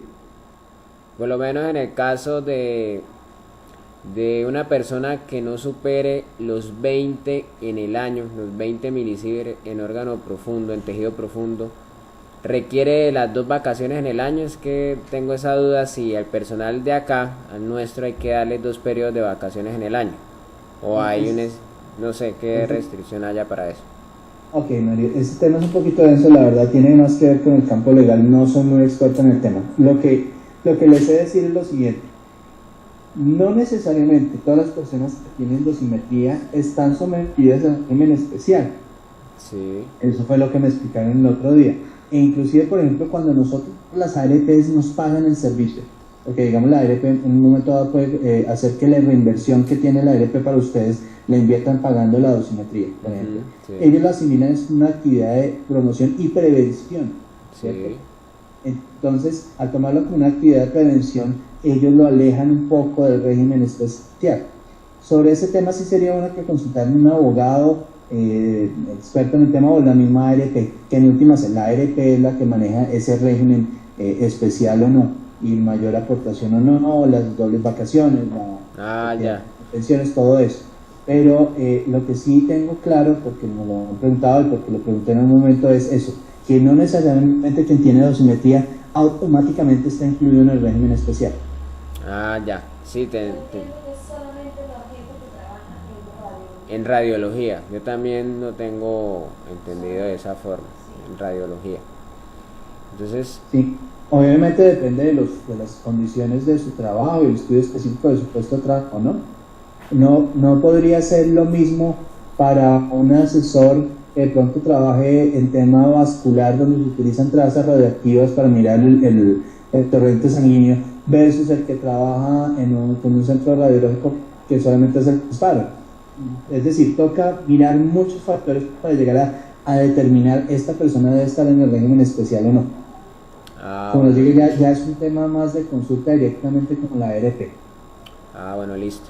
No, Y ya como les digo, una consulta mía ya de documentación. Me faltaría, no recuerdo si tengo los certificados de calibración de los instrumentos con los cuales ustedes toman la lectura. Que como lo decía antes en la charla, los dosímetros tienen un elemento sensible que es óxido de aluminio. Sí. Un elemento como óxido de aluminio no requiere calibración. Nuestros dosímetros no requieren calibración. ¿No requieren calibración? No requieren calibración. Es que eso pasaba antes, por ejemplo, con el dosímetro de lápiz de cuarzo o otros, que eso sí tenían su basecita para calibrar y tocaba además ir a calibrar la base en ingeninas y cosas de ese tipo. Pero nuestros equipos no tienen ni elementos electrónicos ni otra serie de dispositivos que en algún momento se puedan descalibrar. Como digo, es una lámina de un elemento metálico. Sí. Entonces, pues básicamente no requiere calibración. ¿Y el equipo con el cual ustedes allá interpretan la lectura, como el convertidor? Usted me imagino, no sé, esa lámina la insertan en algún equipo y ese equipo interpreta lo que está ahí en esa lámina y saca una lectura. De ese equipo necesitaría de pronto, no sé. No, en eso ya vamos a llegar a ese punto. Nosotros tenemos un certificado de calidad de la casa matriz, pero ya vamos a llegar allá. Bueno, listo. Listo. Pasando un poco más, aparte de estas notas que se ven en el reporte lab que les conté, también existen otras notas, como estas que les voy a mostrar en pantalla, o estas. Por ejemplo, cuando el dosímetro no llega se le coloca absent, cuando el dosímetro llegó sin usar se le coloca unused, y así sucesivamente. De esto les podemos proporcionar PDFs con esa información. Listo, sí señor. Obviamente nosotros somos una empresa legal y vigente, con licencia vigente en Colombia. La casa matriz nuestra también tiene licencias de operación en todo el planeta, y en ese orden de ideas, pues el servicio se puede prestar en cualquier parte. Y llegamos a la acreditación NVLab. ¿Qué es lo que pasa con NVLab? Año a año el laboratorio de la casa matriz se somete al NVLab, que es el Programa Voluntario de Acreditación de Laboratorios bajo normas técnicas. Esto lo hacen ante el NIST, que el NIST es el National Standard Institute, que es el equivalente como el ICONTEC acá. ¿Sí? Y año a año se certifica bajo norma ISO 17025 versión 2005 para dosimetría de radiaciones ionizantes. Esta es la certificación que a usted le sirve, porque ahí es que se garantiza las condiciones de calidad de todo el proceso de lectura y la generación del reporte. Sí, certificado de acreditación, sí. Año a año se va a hacer. Fíjense que la vigencia es un año. Sí, listo. Es viejita, pero tenemos las de este año sin problema, los podemos enviar también al correo. Listo, sí señor. Y ya casi llegando al final, hay que tener en cuenta una cosa: no solamente radiación ionizante ustedes van a ver en área médica. Como ya les citaba, había distintas empresas de distintas características que tienen exposición a radiación ionizante. Por citarles algunas, ya habíamos hablado de minas, de petróleos, de ingenierías y vías. También podemos hablar de empresas de fabricación de plástico y cartón. Las láminas que salen en el rodillo final son medidas en su espesor para saber si son de la calidad apropiada. Las embotelladoras de gaseoso para el llenado de las botellas utilizan medidores nucleares, que son más precisos que los láser. En la parte de aviación, para determinar si un avión puede seguir volando, si la estructura va a soportar el peso del fuselaje, más las sillas, más el personal que vaya a bordo, eso también se hace radiografía industrial, o se llaman pruebas no destructivas. Bueno, y así hay una gran gama de empresas, de institutos, situaciones en las cuales, desde que se utilizan radiación ionizante o fuentes radioactivas, pues también va a haber radiación ionizante. Y allí es donde vamos a citar algunas de las empresas que con ustedes comparten la misma tecnología. Por decir algo, en la parte médica, la Clínica Mayo o Johns Hopkins, en universidades pues hay bastantes: Harvard, está MIT, Cornell, Duke. En la parte de laboratorios está Abbott Laboratories o Boehringer Ingelheim, por ejemplo. Parte de correos, Federal Express, cuando hacen la revisión de los paquetes con radiación. Ford Motor Company o la Chrysler para el tema de vehículos. General Electric, para todos esos para el efecto de los equipos como los PET, los TAC, etcétera, etcétera. Inclusive el Instituto de Salud de los Estados Unidos y la Comisión Regulatoria Nuclear, que es uno de los entes que a nivel mundial dicta normas sobre radioprotección y otros temas asociados, tienen exactamente el mismo tipo de dosímetros que tienen ustedes. Es exactamente la misma calidad y las mismas especificaciones. Pero llegados a este punto, yo tengo que decir que el éxito del proceso no depende de nada de eso. Fíjense que hemos visto especificaciones de la tecnología, sabemos que es tecnología de punta, que existe el dosímetro control de la forma de restar dosis no ocupacionales, que existe una serie de facilidades de manejo, que existen unas condiciones en el reporte, pero nada de eso es tan primordial como el hecho de que el usuario haga uso adecuado del dosímetro. Por eso es que retornamos a redondear esas recomendaciones que hemos dado en el transcurso de la charla. Una que no habíamos hablado: si usted trabaja en algún sitio, ¿cierto?, que no creo que sea el caso de ustedes, pero por ejemplo los técnicos de radiología a veces trabajan solamente en las mañanas en una institución, en las tardes en otra y los fines de semana en otra. Y muchas de esas personas dicen que para tener el registro de toda su dosis en los tres lugares, pues serían el dosímetro de la institución A, a la institución B y a la institución C. Y sí, van a tener registro acumulado de su exposición en las tres instituciones, pero ¿Qué pasa en el evento en el que haya una dosis alta? Obviamente una dosis alta, por ejemplo, digamos de 15 algo, implica que las condiciones donde esa persona está trabajando son muy peligrosas, porque la exposición es muy alta. En un periodo mensual sacar 15, sacar más del 60%, casi 80% de la dosis permisible al año, es un factor de riesgo muy alto. Pero esta persona, si se le pregunta, ¿y usted dónde tuvo esa exposición? Si lleva el dosímetro para todas partes, no va a poder responder. Generalmente a un nivel de dosis debe saber una investigación en la institución A, que es la que provee el dosímetro. Y una investigación de eso perfectamente puede demorar 1 mes, 2 meses, 3 meses, depende de la complejidad del proceso que hayan montado para enfrentar esa situación. Y es un periodo de tiempo muerto en el que después le van a decir, aquí no fue, y mientras tanto esa persona se ha seguido exponiendo en los otros 2 lados. Entonces, por eso es importante para el usuario tener un dosímetro por lugar de trabajo si llega a estar trabajando en un lugar. Yo creo que para el caso de ustedes creo que no aplica, pero queda la referencia. Y para la institución tampoco. Ustedes ejercen unas funciones, ¿cierto?, para medir implantes. Y su dosímetro debe utilizarse solamente en las actividades de medir implantes, no en ninguna otra actividad. Recordad dejar su dosímetro de control siempre con el dosímetro personal cuando no lo estén utilizando en los procedimientos. Reportar cualquier evento que pueda variar la dosis.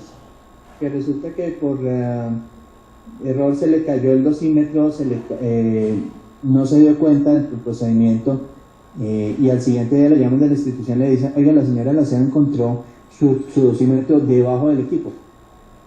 Implica que durante todo ese tiempo estuvo expuesto prácticamente directamente, la dosis que va a mostrar es estática y ese tipo de cosas las tienen ustedes que reportar a la persona encargada. Verificar que el dosímetro esté ubicado donde dice el icono de localización y recordar siempre debajo del blindaje o del chaleco. Para el tema de portabilidad de las dosis, recordar pedir los datos de los usuarios nuevos y también proporcionar los datos a los usuarios. Aquí colocamos publicación del último reporte, pero puede ser distinto los medios a través de los cuales ustedes den los resultados a los usuarios. El análisis periódico de los resultados, es muy importante que el reporte sea analizado, sea verificado, no solamente en los casos de dosis altas, sino en general todo reporte que llegue.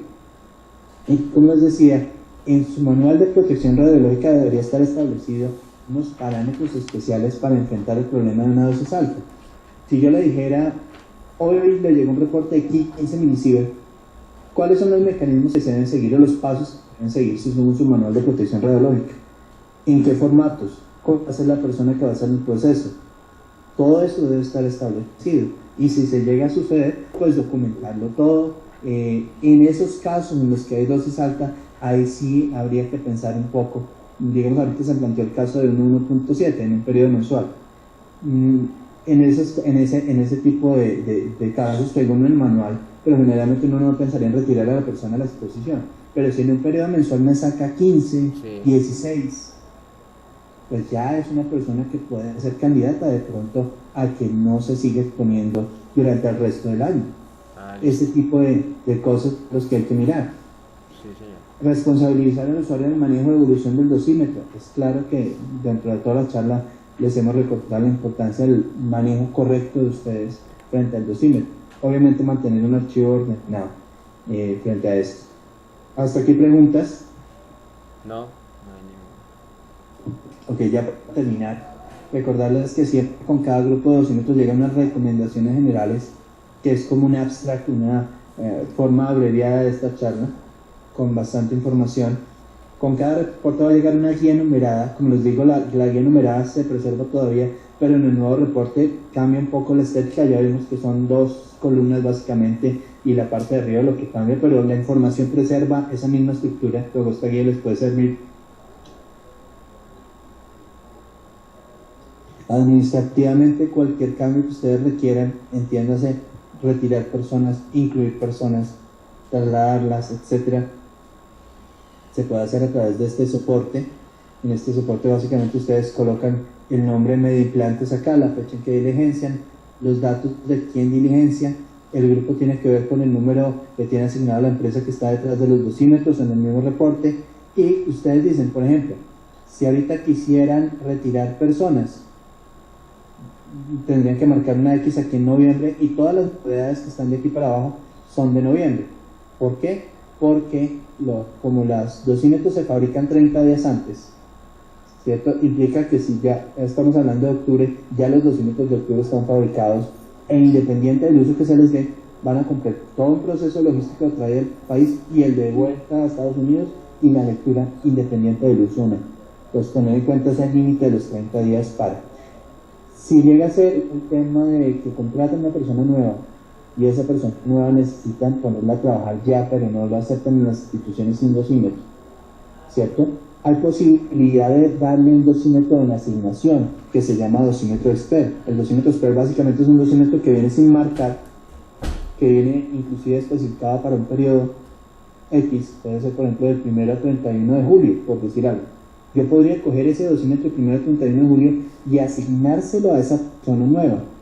Y el dosímetro administrativamente dentro de la base de datos va a asumir los datos y el comportamiento de la cuenta a la cual está ingresada. O sea, en este caso, a la cuenta de medio implantes y los datos del usuario nuevo y la periodicidad del usuario nuevo. Es un caso de requerir de forma urgente un dosímetro, existe ese stock y esa posibilidad de hacerlo. Las entregas y devoluciones van a cambiar un poco. Inicialmente, como teníamos que toda cuenta tenía un usuario que empezaba 1, 2, 3, 4, 5, 6, pues tenemos este modelo. El nuevo modelo implica ya no las casillas numeradas en consecutivos, sino casillas donde van a ir cada número de usuario. Como les digo, variaron y ahorita usted puede ser usuario 5.860 o el 17.640. Toca validar eso y les enviaríamos la tabla de equivalencias. Pero el funcionamiento va a ser igual. Tachamos con unas X, mostramos los números de usuario que estamos entregando y ustedes devuelvan. La idea es que llenen esas mismas casillas con los números de usuario que están devolviendo para lectura. Y eso es básicamente lo que les queríamos mostrar el día de hoy. Esa es nuestra página web que todavía está pendiente del rediseño, teniendo en cuenta los cambios de la casa matriz, y el correo de servicio cliente, que es donde ustedes también pueden escribirnos y hacernos sus comentarios, sus dudas, sus sugerencias. Para el tema de novedades y cambios también pueden escribir ahí o a novedades@dosimetrics.com. El mío creo que ya lo conocen, es admin@dosimetrics.com. Y como les digo, básicamente eso es lo que queríamos comentar. No sé si hay otras dudas o comentarios frente a la charla. No, ¿hay alguna inquietud? No, por el momento todo entendido. Muchas gracias por su colaboración, Giovanni. Excelente. No faltaba, para mí también fue un gusto. Sí. Y agradecerles pues de verdad el tiempo, el espacio para esto es bien importante que los usuarios entiendan el proceso y las personas administrativas también lo entiendan y que todos estemos muy sintonizados en manejar la dosimetría en forma adecuada. Entonces, pues no sé, no queda más sino agradecerles mucho de verdad el tiempo, el apoyo para este proceso. Lo mismo a usted, Giovanni, muchas gracias. Cualquier cosa estaremos preguntándole de nuevo. Y Claro que sí. listo. Muy buen día. Bueno, un buen día entonces. Que estén muy bien. Lo mismo. Hasta luego. Hasta luego.